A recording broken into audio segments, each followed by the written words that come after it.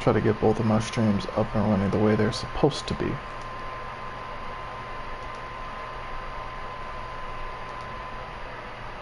Try to view my channel. Can I? There we go. Let me delete this really quick because this is supposed to be unlisted eventually. Go ahead and delete that. Pull this up, so this should be public now.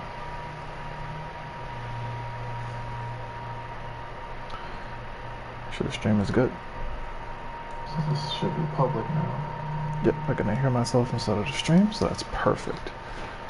And then all I need to do now is just switch accounts and pull up the secondary stream to make sure that it is running smoothly, and then I just gotta make this before my internet goes fucking wonky and causes a disruption inside of the streaming process again.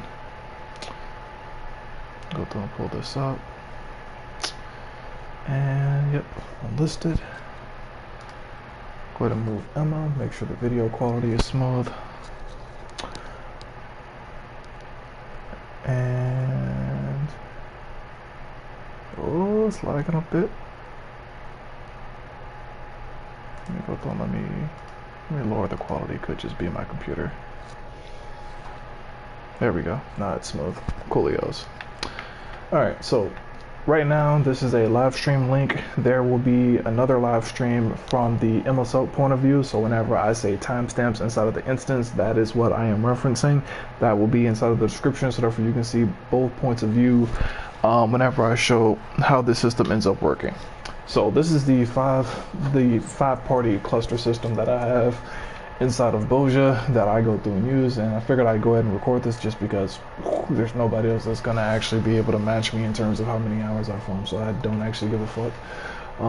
But yeah, there have been people trying to like mass report me for like 6+ months now, and this is the reason why. Because whenever they see this and they don't understand this, because people don't get as technical into optimizations as what I do.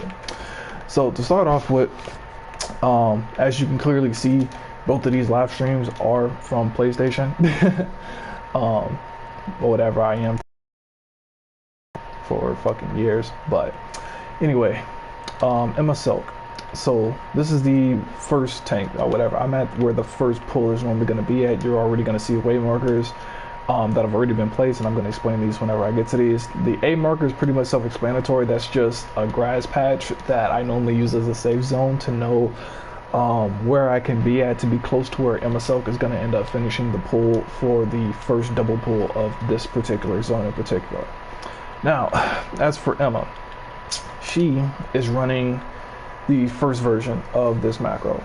This first version is this. It is raw intuition into duty action 2, which is going to be Lost Rampage, Inner Release, Infuriate, Decimate. And the reason for that specific is that I want the next hit to be really, really fucking strong in order to try to hold Enmity away from Veneer just a little bit easier, because there were some scary times in the past depending on how I set up the macro. This one seemed to work the best for me personally, so that's how I did it.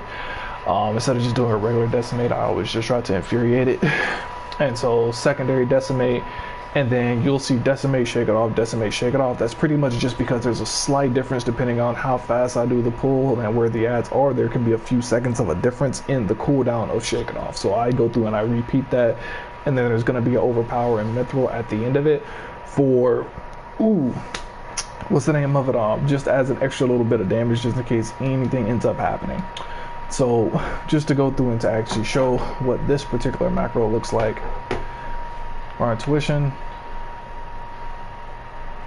Do do do do do do do. Do do do do do do do. Do do do. Do do do do do do do.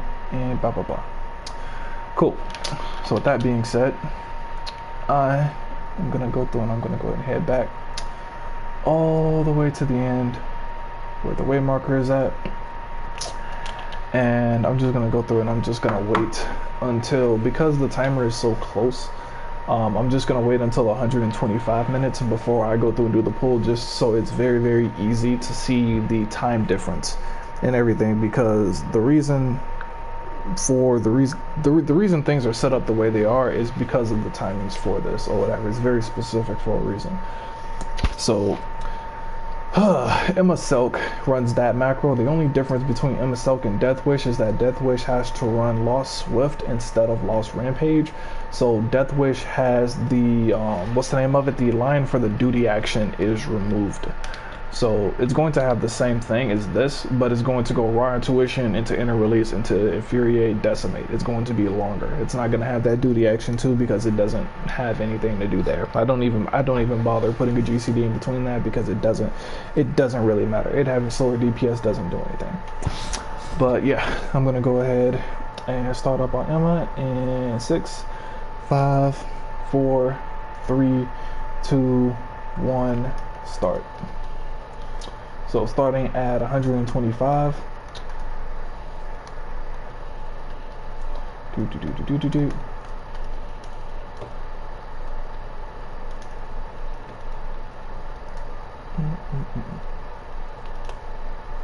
Zadad and this one into Los Impetus.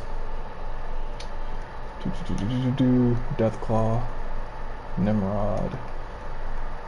That was an OGCD I missed. It's a failure, but oh well, doesn't really matter. It's not too bad. Lost Rampage for Vengeance. Come to the end. Hit the tank macro. Now I can switch over to Veneer. And boom.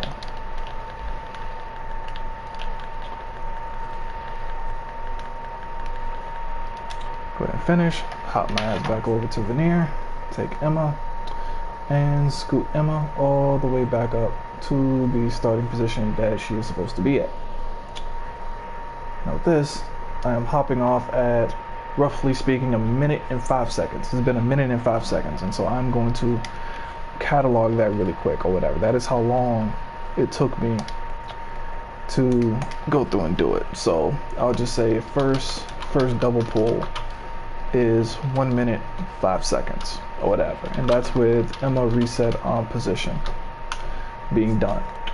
Now that's the first double pull, nothing overly crazy about that. What normally ends up getting people is the secondary pull that they see Death Wish and Shiroi doing. This one is a little bit more technical, and I don't believe I ever actually got a chance to actually show this on Aether. So the people on Aether actually never got to see this optimization that I made. So I'm gonna hop on Emma, send it to following for Voice and Veneer, and I'm just gonna go around these edges because I don't feel like having to go away extra further just in case I need to like de-aggro them or something. But yeah, so in this specific situation for this live stream, Death Wish, who is inside a group, is going to be acting the role of the Void Sent Kuroki character that is normally just standing still and not doing anything or whatever. That character is there for a specific reason. And Veneer is going to be acting the same as Void Sent Shiroi, which is the Lost Burst that I normally have here, and Emma Selk is going to be acting the same as Death Wish, because it's basically the exact same setup. But I gotta de-aggro on this fucking Gajun Pest. I'm hoping, yeah, he de-aggro Coolios. So, like I said beforehand. So, this wave marker right here, this is lined up with this puddle. Normally I just go through and just go vertically up here, just turn my camera and see this. This is a marking for the tank, for Death Wish specifically, because I want to make sure that Shiroi and Death Wish are at the exact same place every single pull in order to add as much consistency as what I can in terms of how these macros are going to end up working. So like I said beforehand, Death Wish's tank rotation is basically just the exact same as the Emma rotation that I showed earlier on the screen, except for it has the on-duty function. It has the duty action function missing. So just to show this really quick while I continue to talk, just slightly different, but basically the exact same thing.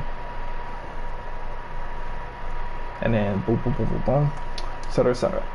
Now, as for this wave marker, why does this exist? Why does Void Sent Kuroki exist? Void Sent Kuroki is here because this wave mark is placed at the curve of this little mud puddle right here. This is basically going to be as close as I can get to the ads without drawing aggro inside of any other wandering patterns, and it is a location that I'm able to remember. If it's like some random spot inside of the water, it's going to be very, very hard, but I can just look at this inner curve and just say, okay, this is the safe zone, this is the bridge to never cross. And so I always put the way marker right here at the exit, and normally speaking, I want to try to place Shiroi somewhat close to the middle of this, and so Voice and Kuroki goes here all the way at the end or whatever. And the reason why, like, how can I put this, one character's position matters to another is because Shiroi is underneath a follow macro. So this is a simplified version of Shiroi's macro right here or whatever, and I have this just because what's the name of it, just because I had to copy what I put on Shiroi over to my main character. So the first things first is the automatic target enemy. This is just going to target a nearby enemy to start off with. Duty action 2 is going to be Lost Seraph Strike, and then into Lost Burst, a size, Lost Burst, Lost Burst, Lost Burst. Normally they're going to be dead at the 4 Lost Burst, but you have a 5th just to be safe, in order to make sure that just in case I have to do any manual repositionings or whatever, because there so often you'll see them doing like funky jagged activities. That's me basically overriding the positioning if I notice that something has went wonky with the pushes into whatever following situation I end up having. Normally I have like 3 different follows that I have, so no matter how I invite my ults into group and how they load up into instance, they're always going to end up following. Voice and Shiroi is always going to end up following over to Kuroki, because they're the only one inside of the party within range. All of the others are going to have an error message that you're going to see pop up on the screen whenever I actually go through and do this. And so the reason that you, or whatever, if you see this first one right here or whatever, if you see this, though, whatever, this wait 5 seconds, this exists because whenever I finish this pull, whenever I do this pull on Emma and I stop either at the top of this circle or I stop in the middle, normally it's going to be at the top here just so I can be somewhat close to Shiroi, just to make sure that there needs to be a healthy balance here. Because if I come all the way up here and I end up getting hit with the death blast from the, what's the name of it, from the death, if I end up getting hit with the blast from the death claws or AoE from a rotor, then Voice and Kuroki and Shiroi are going to get hit. So if I come to about right, they're still going to potentially get hit. They're going to get hit up with all the AoEs, but if I come here, they're out of the range. They're extremely safe out of the range of any of the AoEs, maybe barely capturing the AoE of like a Nimrod or something that's going to barely tickle them.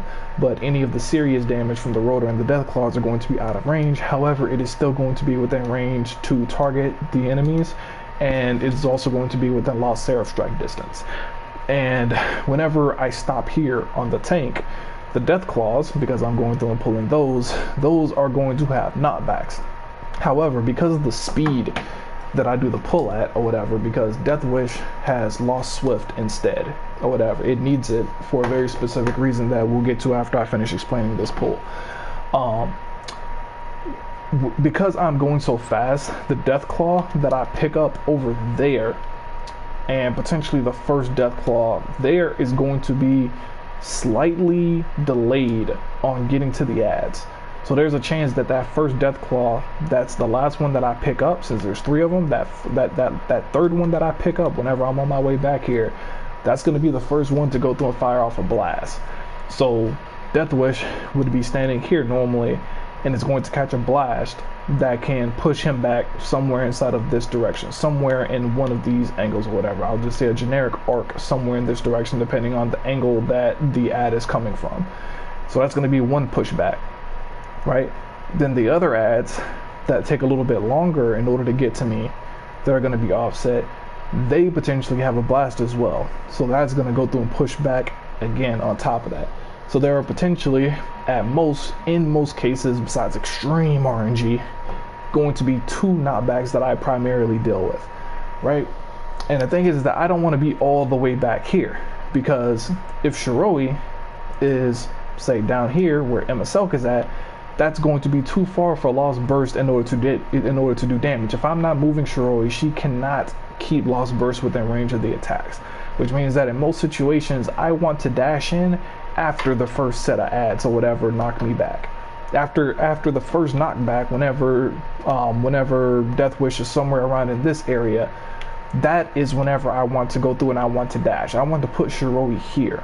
because worst case scenario, there's a secondary knockback and they're still going to be within range of lost burst just because of how wide it is. But I don't have to worry about having twice that distance that she's trying to cover.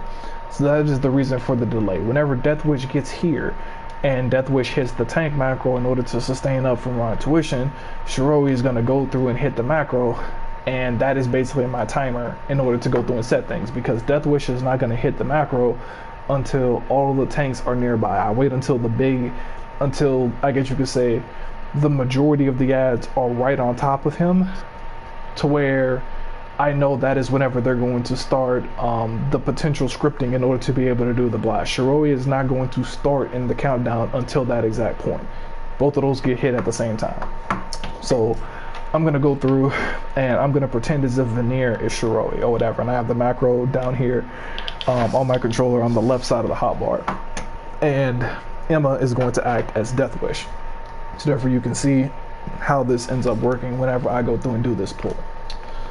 So I'm doing it now on Emma, just at 115 minutes or whatever, just so you can go through and switch over and watch it if you want to.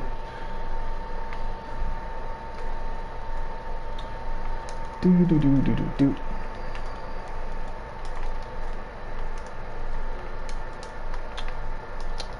Vengeance, thrill of battle. Wait for the ads to get there. Tank macro, Shiroi macro. Wait 5 seconds, there's that first knockback, but it didn't do anything. Second knockback didn't do anything. Cool, I'm good to go. There's no movement. I can go ahead and it'll automatically do the rotation. I don't have to hit or click anything at all. And then as soon as the rotation is done,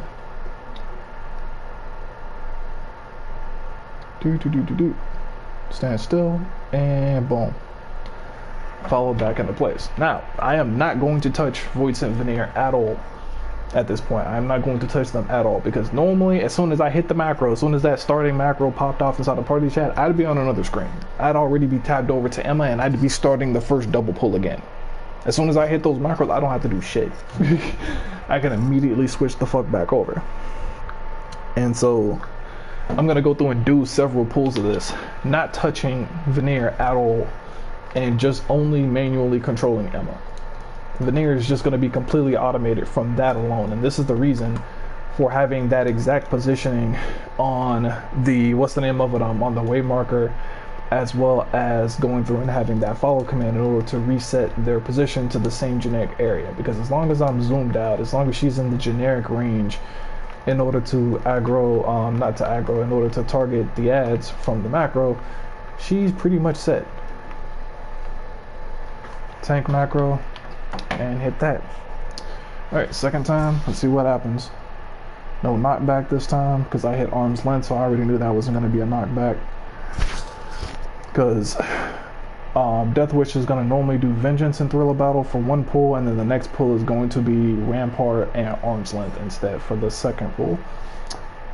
And it's literally just going to repeat the exact same way over and over and over again. So that pull is done. And I'm not going to use arm's length for the next couple of pulls, just so I can see if I can get an example of the pushback that I'm referring to that can happen. Because sometimes it seems as if they push back, sometimes they don't. It just literally depends on where the blast is at and where I am inside of my rotation. But I always try to use arm's length in order to minimize the amount of time, because it's safer whenever I can get Shiroi right up on the ads like that. But then other times it just obviously does not work that way. But go ahead and do another pull, see if I can get a knockback example before I go back and show the specific timings of all of this. Oh snap, Voice and Death Wish got kicked off. Oh well. Technically it's only important to go through and to technically show the what's the name of the timings now. Anyway, it doesn't really matter. The follow command isn't gonna work, but it doesn't matter. It's just timing the pull at this point. No, they still haven't been pushed back yet.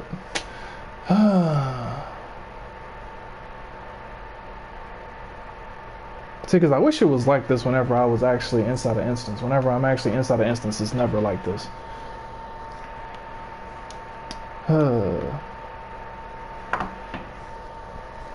I'm gonna go through and I'm actually just gonna wait. I'm just gonna force a knockback. I'm just not even gonna hit anything. I'm gonna wait until my character gets knocked back and is sent to low health, and then I'm gonna go through and do it just to avoid wasting time. But I'm gonna go ahead and clock this. I'm gonna do this at 110 minutes and 30 seconds. I'm gonna go through and I'm gonna start the pull there.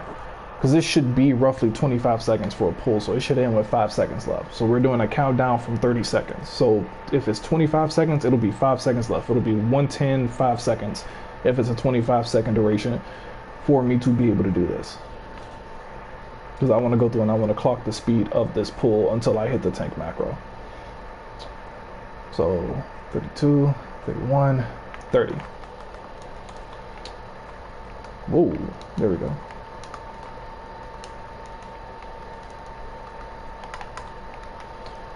And hit that over, and hit Lost Swift. 15, 14, 13, 12, 11, 10, 9, 8, 7, 6. Oop, there we go. Roughly 2 seconds late. I'm gonna go through and I'm gonna wait. Come on. There we go. Now I can go through and do it. That's what I meant by the first knockback. The first knockback will push him into there, and then if the dash kicked in around this time period, it'll dash all the way over. This is normally what it is. I'm gonna go through and I'm gonna do a secondary pull just because that one was about 2 seconds off, just because I fucked up on the OG CDs. But that's the example. Normally it's gonna push Shiroi somewhere around right here, which is gonna be safe, just in case they do go through and do that knockback. Because like I said, it technically depends. But that's 25 seconds. I'm gonna go through and I'm gonna go ahead and just write it down, just because what's the name of it, 25 seconds for the double pull, because that's the time period that I can go through and I can come back, because that added with the first pull makes 1 minute and 30 seconds, which is the exact respawn timer of the ads inside of the first zone.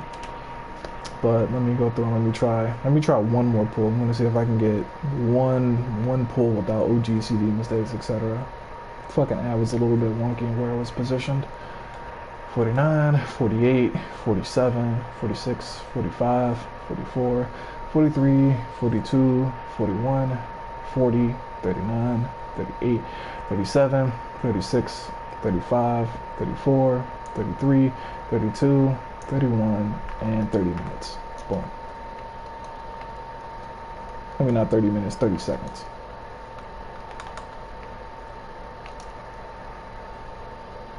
It also depends on the ads in terms of like whether or not I can fade away a little bit earlier. It really depends.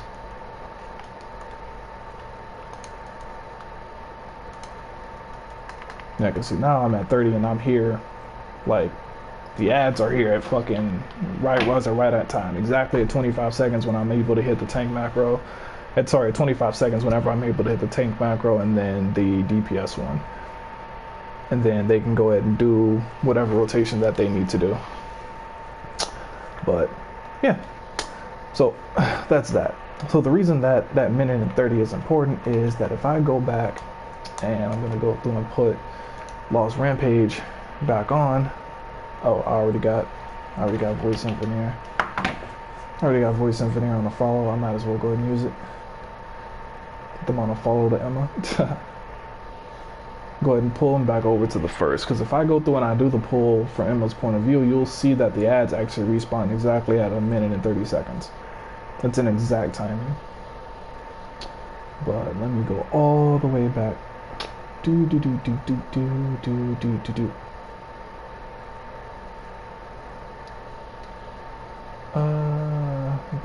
go through these trees. Get right back here. I'm gonna see if I can start Emma at 106 minutes and 30 seconds. If I can get Void Symphony back over here in time. Because if I start at 106 minutes and 30 seconds, the ads will respawn at 105 minutes. That'll be exactly 1 minute and 30 seconds that they happen, or whatever, that they are ready to go again. So, I'm gonna go ahead and start up the pool.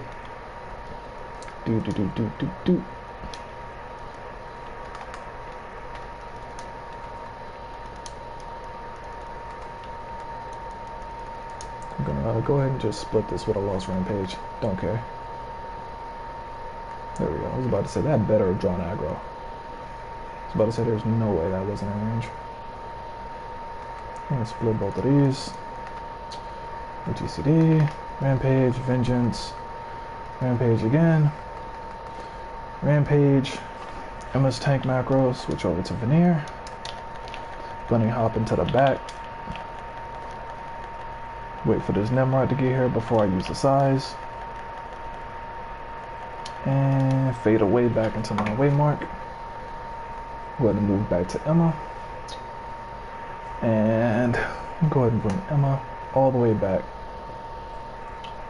Seemed a little bit faster. I'm assuming it's possibly due to the frame rate of the PS5, maybe. Either that or just the RNG on just where the ads were. But regardless, or whatever, it'll be somewhere within a 3 to 5 second window, something along those lines. And I'm gonna go through and I'm gonna do it twice just so that it's gonna be consistent, that you're gonna be able to hit that type of timing. So 6 seconds, 5, 4, 3, 2, 1, and 0. Yep, right there. 0/59 seconds. The rotor is respawning in the back. Perfect.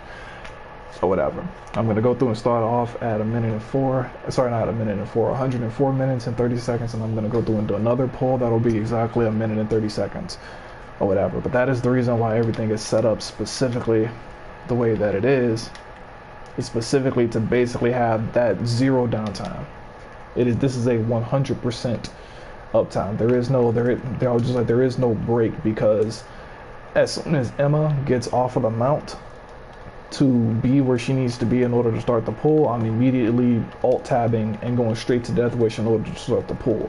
As soon as Death Wish gets to the end of the pull, it's Death Wish and Shiroi macro, and immediately right back to Emma. It is 100% what's the name of the uptime on attention that you have to do. And so, like, whenever I first started doing this, it was actually draining as hell, because I was actually used to having those 30-second breaks in between. Whenever you only have the double pull, it's very easy to go for a little bit longer than what you would normally do, just because you're able to relax, you're able to go through and to watch things a little bit easier, because you have nothing to worry about because it's downtime. But whenever you talk about having 100% uptime from this, that is whenever things get very, very fucking scary, because you're just constantly paying attention, constantly pressing for seconds over and over and over again, because every second matters, because it's that frame perfect or whatever. Like, and it's like because every second that you lose is gone. Every time that I type inside a chat, that's lost money, because that's time that I'm supposed to be spending during a pull. It is very efficient, but only so because of the fact that there's no downtime. And 5, 4, 3, 2, 1, and boom. Right back up perfectly, 1:30 seconds. Just like I said before. Now, in terms of the income, as the final topic of the video, like I tell people, it is roughly 400 to 450 clusters for 3 hours. Technically, it could be a little bit higher than that. It's just that I technically have to manage all of my ults. So there's spending time, there's recall time for me to go through and to recall 5 characters and then move them out individually, one at a time. Like every time I ship a character back, I have to go through and manually move it to the 8th right, move it back to the waypoints, and do that for 5 fucking characters. So like I lose like 4 or 5 minutes every single time I do that. Plus the initial setup time of my characters. Like whenever I get into instance, it's like 10 minutes of just setup time. But this original double pull at the beginning zone, normally this running good can only net you about 250 clusters in 3 hours. However, normally the ads inside of zone 1 are in sets of 10. They're in 10 groupings, sets of 10 groupings. So there's 3 here, and then you'll see 3 here. There's the Nimrod, there's the Deathclaw, and then there's the Slasher, and then you're going to see 4 here, right?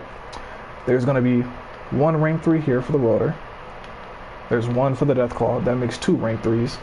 That's 3 rank 3s, and then there's 4 rank 3s, right? So that's a set of 10 that only has 4 rank 3s. Go back over to this set. There's a rank 3. That's 1 rank 3. That's 2 rank 3s. That's 3 rank 3s. And then that's 4 rank 3s. Again, only 4 rank 3s inside of these sets of 10. However, whenever we go back to that other spot, it's going to be different.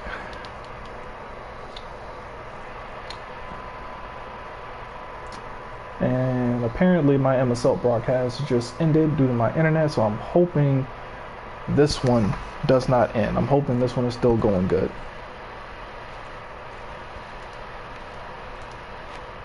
Hoping this one is still good. It seems as if it's still going. But whenever you get over here, this is one rank 3. This is 2 rank 3s. That's 3 rank 3s. That's 4 rank 3s. And then there's 5 rank 3s. And then there's 6 rank 3s. So if that landed me 250 beforehand, if I just added, say, a third pool of the exact same thing, right? Then if 2 pools get me 250, a third pool would end up getting me up to 375 because it's going to be a 50% increase. But the drop rates inside of Boja, because I have so many alts that I went through and mapped this out, so therefore I could optimize the different pools, the drop rates are 6.25% for rank 1 ads, rank 2 ads are 12.5%, and the rank 3 ads are 25%. So you are going from 6% and 25% to 20. Sorry, you're going from 6% and 12% up to 25% for over 100 pools inside of the instance. It is huge. And so instead of being at 375, if it was a purely even, because of that drastic difference in terms of how much better these 10 ads are than a regular grouping for this zone, you actually go into the 400 to 450 range or whatever. And like I said, technically it can be more than that if you don't have the downtime, because mathematically speaking, it is basically like, I think it's like 4.95 or whatever, if I really want to be exact, but it's basically 5 clusters every minute and 30 seconds that you're actively doing the pulls. Every minute and 30 seconds when I'm able to do the main pull and I have the secondary pull, it's going to end up being 5 clusters on average throughout the RNG, which can widely swing between characters, but that's for another situation to go through and explain. But yeah, or whatever. So yeah, that's pretty much it. Don't think I have anything else to go through and do, because that pretty much explains what's going on and why everything is set up the way that it is. So I'm gonna go ahead and end the stream with that.